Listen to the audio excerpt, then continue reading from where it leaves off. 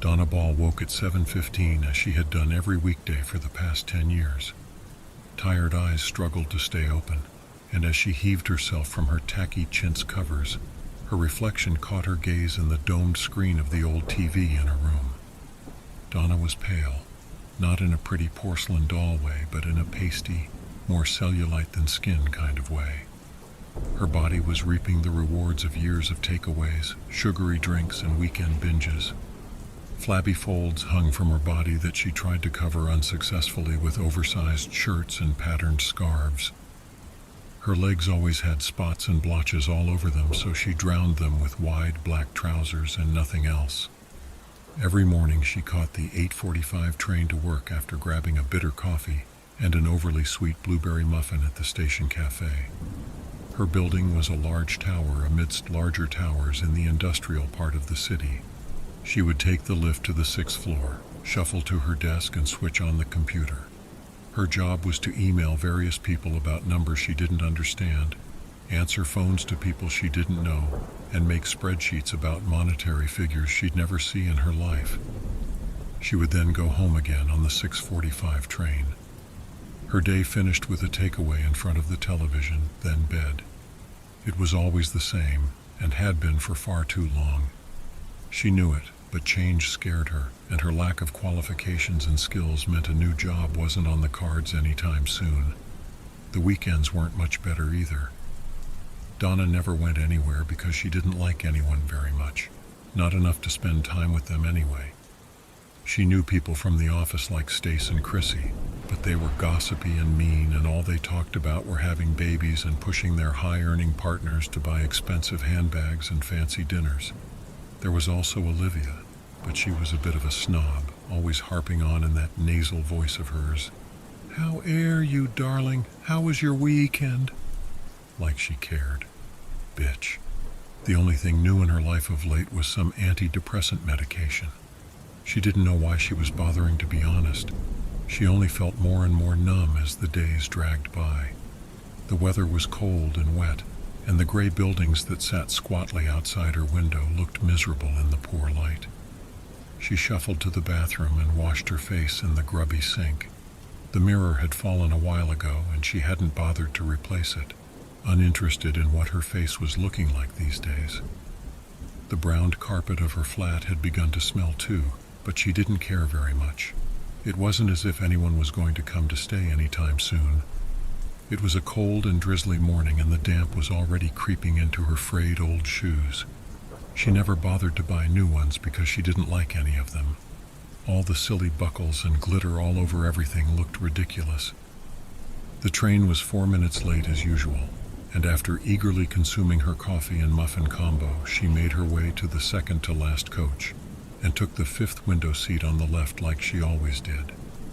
The train sped and slowed past equally miserable-looking terraced houses and 70s tower blocks, then halted at the red light like it had done every morning since what seemed like forever.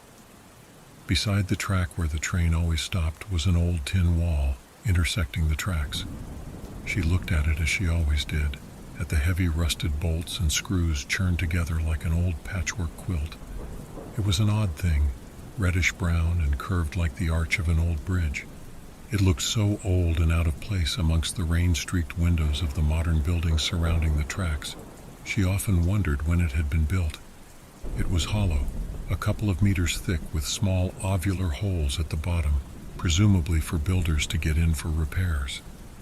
Maybe she could hide in one of those holes instead of going to work today.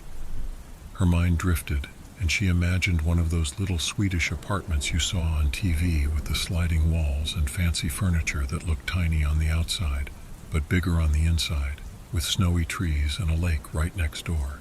She'd like that. A break would be nice. No one to share it with, though.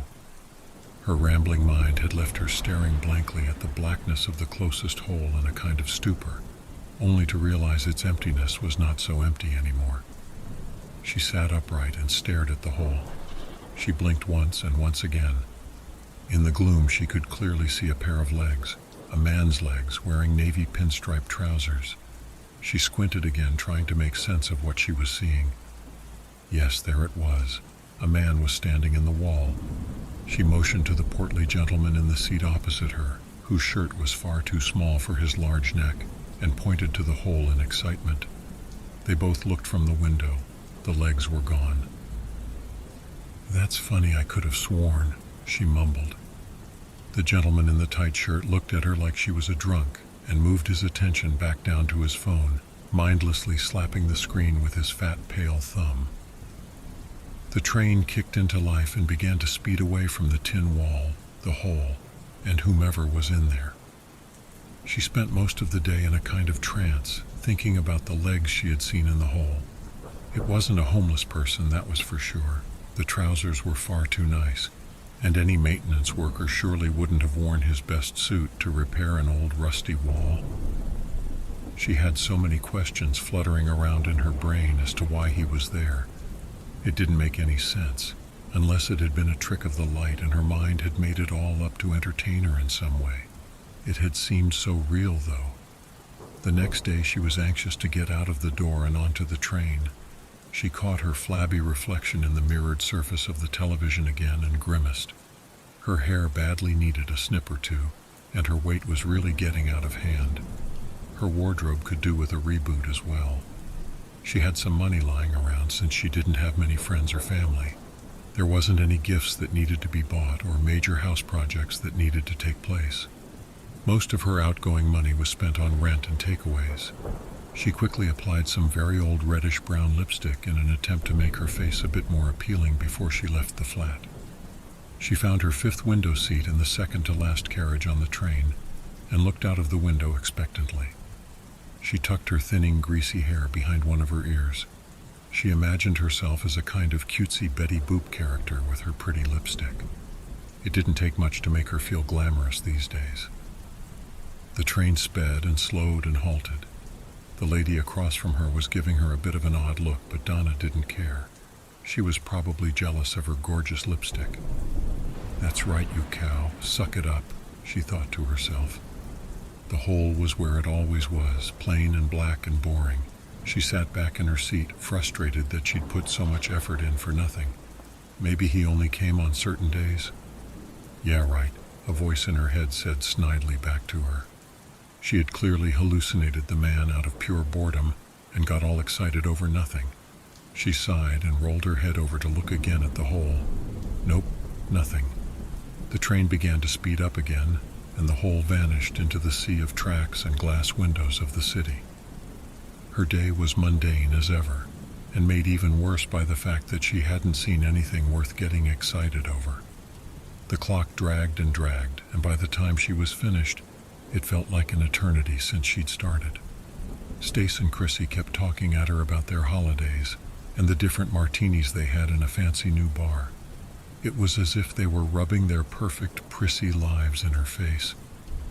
The train journey on the way back was swathed in darkness due to the early winter evenings, and the wall was practically invisible at night. She knew she wasn't going to be able to see it at all, let alone one of the holes. She sank into her seat sadly, wondering whether to have Chinese or fish and chips when she got home. Thrilling. She opened the takeaway app on her phone and was scrolling through options when a loud couple got on and started drunkenly arguing about their new patio a few seats down in the carriage. Distracted from her phone, she raised her head in annoyance. Something from the carriage window caught her eye. Something strange.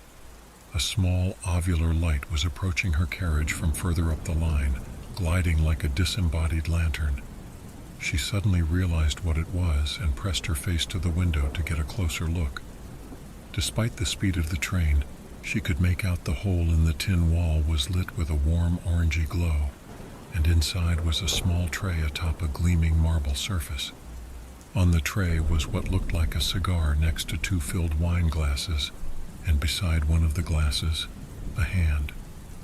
The train sped by and the strange scene disappeared into the night. This time she was certain she had seen something, and that was that. She was so excited she wanted to call someone, then realized she didn't really have anyone to call. Not anyone that would believe her. Did the man know she could see him in his hidey hole? Certainly no one else had spotted the seemingly obvious inhabitant, but maybe he was only showing himself to her. A mixture of fright and excitement welled up in her chest, and for the first time in what seemed like years, she felt good. The next day, she hurriedly applied more of the lipstick and practically jogged to the train. The weather was still pretty grim, but that wasn't going to quell her eagerness. The train sped and slowed and sped and slowed, and at every stop, Donna began to get more and more impatient. Finally, the wall was in sight. The train slowed further and finally came to a halt. She squinted her eyes to keep the suspense for that moment longer and stared at the hole. Slowly, out of the blackness, something began moving. The man was there again. This time an arm was visible in the hole, the body of the man just out of sight. He was wearing the same navy suit and wore what looked like a very expensive watch. She couldn't stop blinking for fear this was some sort of mad dream. Suddenly the arm raised and waved to her. Delighted, she waved back, and the arm acknowledged. The lady across from her looked puzzled, looking out the window too to see who Donna was waving at. She clearly couldn't see him. What a shame he was only interested in her. She chuckled internally at the thought of the man in the wall. Her man in the wall. Stace and Chrissy were being overtly annoying that day and wouldn't leave her alone. If she had to hear about their weekend walks one more time, she thought she'd throttle someone. Every time that handsome arm waved back at her in her mind, she felt good again. She wondered what he looked like, what hair color he had. Did he have a chiseled beard or beautifully smooth, clean-shaven skin? She imagined a dark-eyed, strong man helping her up to the top of a mountain.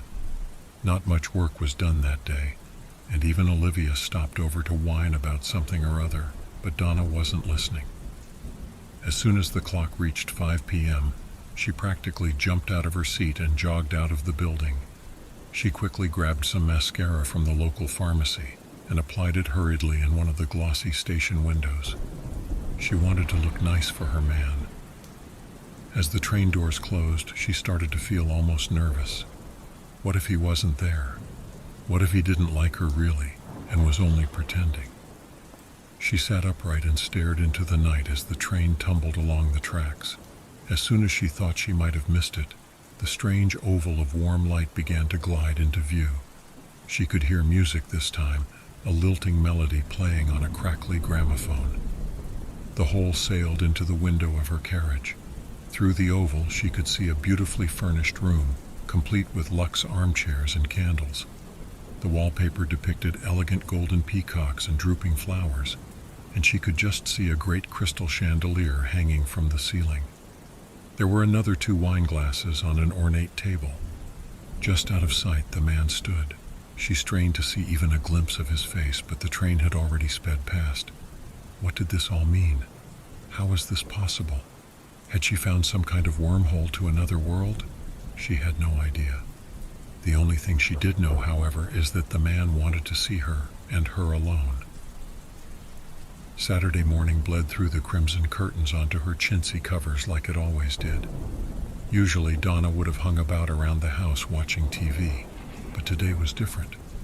She caught the bus to the local shopping center and walked straight into the nearest salon.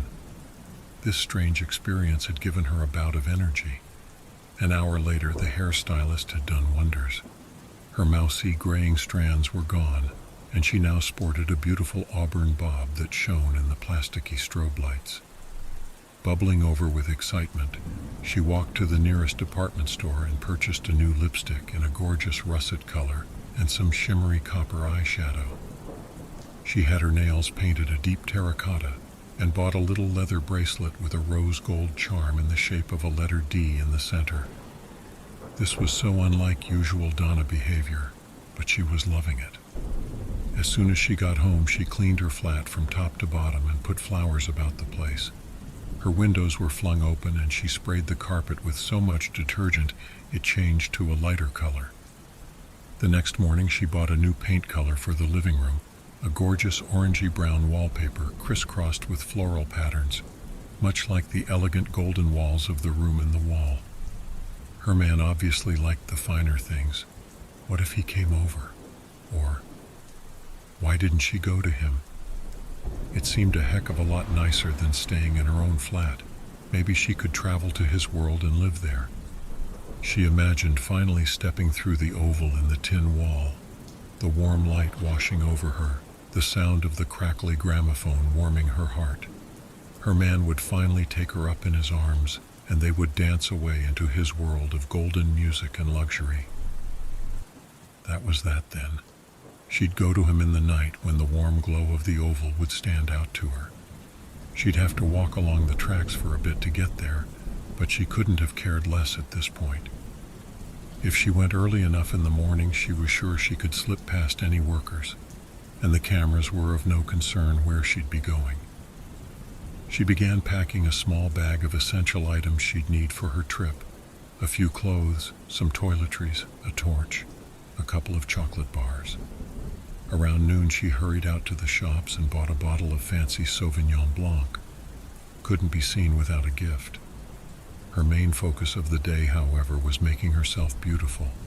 She made sure her hair was neat and shiny, its auburn tresses falling around her face like autumn leaves.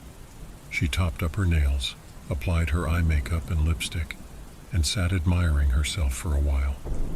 It was really happening. Really, really happening. The excitement and anticipation was almost overwhelming, and the hours until midnight dragged and dragged until she couldn't take much more. She took one look around her flat one more time and shut the door. The journey to the wall was relatively easy compared with what she thought it would be. The train sped quickly through the night, almost devoid of passengers. The last stop was completely vacant. Luck was on her side, it appeared. She steeled herself as she hopped off the train. No one there. She walked straight to the end of the platform, looking over her shoulder every now and again, and jumped down. She began walking cautiously along the middle of the tracks, and the dark swallowed her up. Before long, the looming curve of the rusted intersection became visible in the amber glow of the nearby streetlights, and her heartbeat quickened as she neared the edge. She felt her nerves getting to her and tried to steady her breathing. She quickly opened the bottle of wine and took a couple of swigs. She couldn't gift it now, but at least it'd make her feel better. Leaving the bottle by her feet, she closed her eyes and centered herself. This was it now. One more step and she'd know. One more step and she'd see the whole. Please, please, please, please, she whispered to herself and screwed her eyes tight. Silently praying one last time, she felt her way to the wall and rounded the corner. A warm glow filtered through her eyelids, and the smell of exotic wood and flowers filled her nose. It was like a summer night washing over her senses, banishing the drizzly winter in an instant. She opened her eyes. She had to blink a few times to process what exactly she was seeing. Where the hole once had been was a large pillared archway. Pink and white flowers hung from the white stone, cascading around her in bunches. Marbled veins ran through the gleaming stone, flecked with gold and silver. There were white marble steps leading upward through the archway to a richly carpeted floor, deep crimson and gold woven into flourishing vines and leaves, and on the carpet, 2 polished shoes. She looked up to see the man, her man, holding out his hand.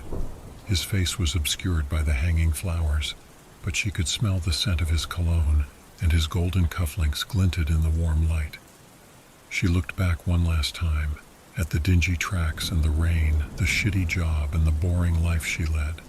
Not anymore. Beaming, she took his hand, and he pulled her through. Donna gasped. She was now in a vast ballroom, the ceilings almost impossibly high and filled with galleries. At the very top was a domed glass roof, showing the inky blue of the night sky. The light of the stars glittered off the facets of a gigantic crystal chandelier, hanging at least 3 stories tall.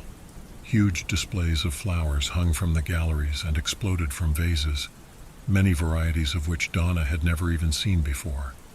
Swaths of rich carpet gave way to a marble dance floor, where masked couples were gliding along to lilting music, heels clicking rhythmically on the gleaming floor.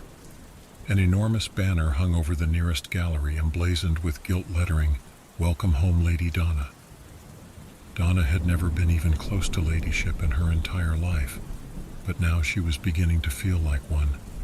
She caught a glimpse of herself in a faceted mirror, her old ratty clothes miraculously replaced with a tiered satin dress, deep folds of bronze fabric set with sparkling jewels and beads. Tears began to well up in her eyes at the sheer sensory overload, but she caught herself. A lady must keep composure.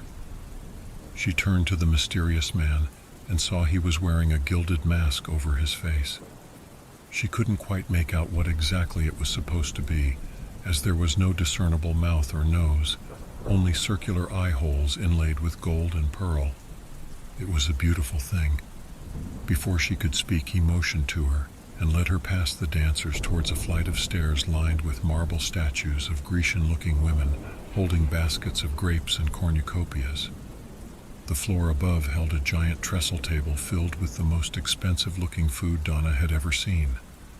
Scents of perfectly cooked meats and exotic spices flowed in and around her nose, each dish perfectly presented and prepared. She took a small canapé from a passing masked waiter, a perfect layered circle of finely cut ingredients. The taste was sensational, like nothing she had ever experienced before. Salt, sweet, citrus, and spice all combined together in a perfect mouthful. She'd need some more of those for sure. Hesitant to show her disappointment at leaving the food, Donna was again ushered by her masked man up yet another flight of marble stairs, down a short candlelit hallway, and through a swath of red velvet curtain. The deep fabric gave way to a balcony dripping with marble and more cascading flowers, overlooking a garden fit for a king. Fireflies and hummingbirds wove through the midnight sky, and the water of the many fountains trickled into her ears like silk. It was everything she had ever wanted, and more. So much more. He handed her a crystal glass of the best wine she'd ever tasted, and they both quietly looked out over the magnificent grounds for a while. She turned to face the perfect man. His mask still sat neatly over his face. She squinted slightly to try and see his eyes, but there was too much shadow cast by the holes. "I'd love to see your face finally, if you don't mind," she chuckled. At her words, a clock chimed thunderously, and the sound of applause rang out into the night, followed by shouts of, "Unmask! Unmask!" The man bowed slightly in acknowledgement and raised his hands. In the split second before the mask was lifted, Donna was the happiest she'd ever been in her life. There was nothing more she needed in this perfect world, nothing at all. Then something changed. A tiny nagging doubt, a pinprick in the perfect scene she saw before her. He raised the mask slowly and showed her his face. Only he didn't have a face. Where his face should have been was an ovular hole, the edges of which were rusted with age, patched with rusted metal and bolts fused with his skin. The darkness stretched into the hole, falling away into nothingness. He was the hole in the wall. Frozen in horror, she stared at the empty void. The wine glass tumbled from her hand, shattering in foggy slow motion on the stone floor. Shards of crystal twinkled gracefully away as they smashed against the marble. She unstuck. Tearing her eyes away, Donna whipped her skirts and began to run back down the stairs. The other people had begun to remove their masks, black rusted holes turning to face her as she ran.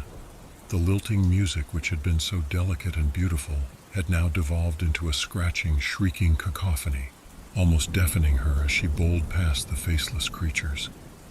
She sprinted down a corridor, the golden furnishings and heavy curtains rusting and rotting before her eyes. Cursing her stupid dainty-heeled shoes, she kicked them off and found a burst of speed. She quickly reached the next flight of stairs, but as she took the first step, the solid mahogany splintered and decayed under her feet.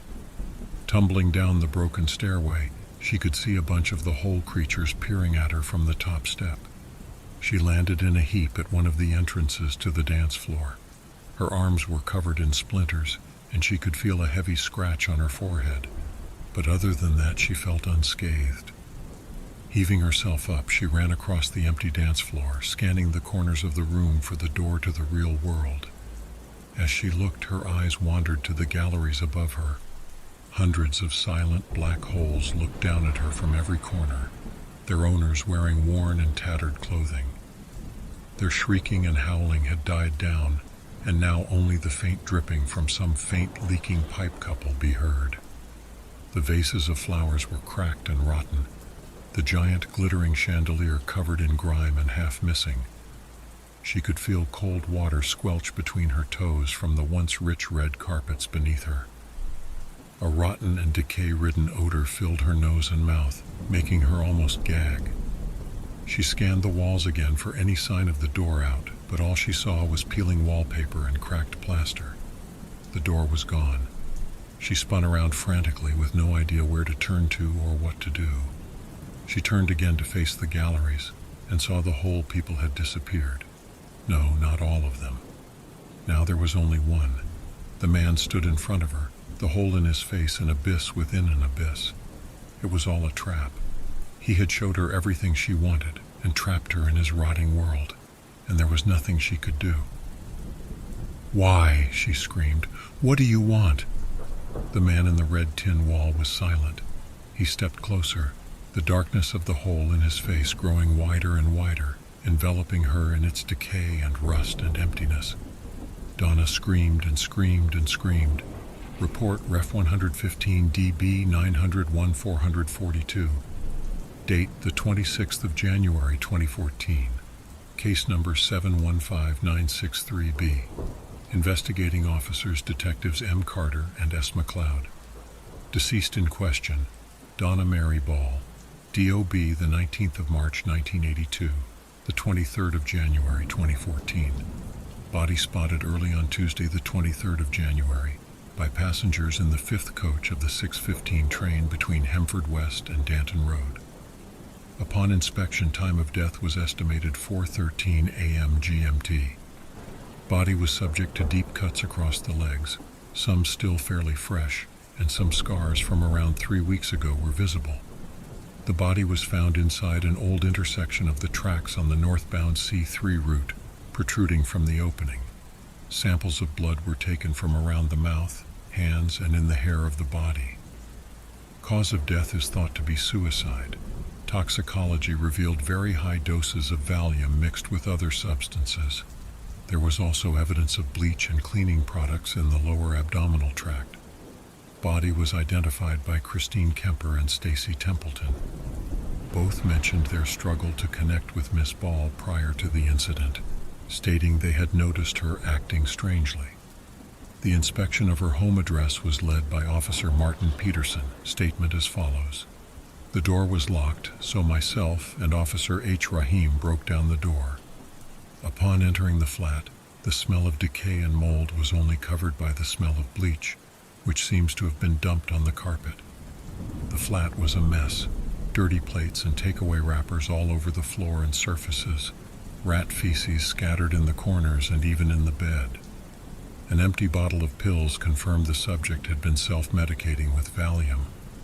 There were dried bloody handprints all over the walls, some of which were made into crude drawings. We found a computer, which we searched, and found a highly detailed story told in the third person, which depicted hallucinations and delusions of the subject up until her death. She describes a man in a wall she sees on the train and fabricates an entire story based around it. The makeup she describes was coagulated blood collected from her person and placed in bowls around the house. It is clear that the hair dye, nail paint, and new wallpaper she describes are also all blood from deep, self-inflicted wounds. In the bathroom were many open packets of bandages, alcohol swabs, and plasters, obviously to cover the sheer number of cuts to her legs. There were many empty pill packets and bottles of specifically Valium in the bathroom cabinet. It seems the Valium mixed with doses of cleaning fluid made her hallucinate to the point of believing the man existed, as she details in the story. Statements from Christine Kemper and Stacy Templeton reveal that Donna had been acting strangely around 2 months up to the incident. Christine Edith Kemper, February 2nd. We'd noticed Donna had been unwell mentally for quite some time. We knew she was lonely and it was really getting to her. She stopped taking care of herself and looking after basic things like brushing her teeth or showering. I think she only came to work because it was what she knew. Stacy and I made an effort to talk to her every day and see how she was doing. We asked our friend Olivia Preston to talk to her as well, but nothing seemed to get through. We tried to invite her to things outside the office, bars, walks, dinner, but she just shut down. She started coming in with this odd-smelling lipstick smeared around her mouth and red raw nails like she'd been biting them. We spoke to our manager and she told her she needed to have a rest and maybe get some help. Donna didn't seem to take this very well, and that's the last we saw of her. We had no idea what she had been doing to herself all this time. If she'd got some help in the first place, I don't think any of this would have happened. Remaining relatives of the deceased have been notified, none of whom were in direct contact with Miss Ball prior to her death. Report updated the 29th of February 2014. Upon further inspection of Ms. Ball's computer, sign-in and time date logs show that around 3/4 of the story were written before the time of death, and the rest of the document was written after her demise. The door was locked from the outside and all windows were locked. Ms. Ball's apartment is on the 15th floor of the Harper building on the Greenford estate. Foul play is suggested, but witnesses or suspects in this incident are yet to be identified. End of report.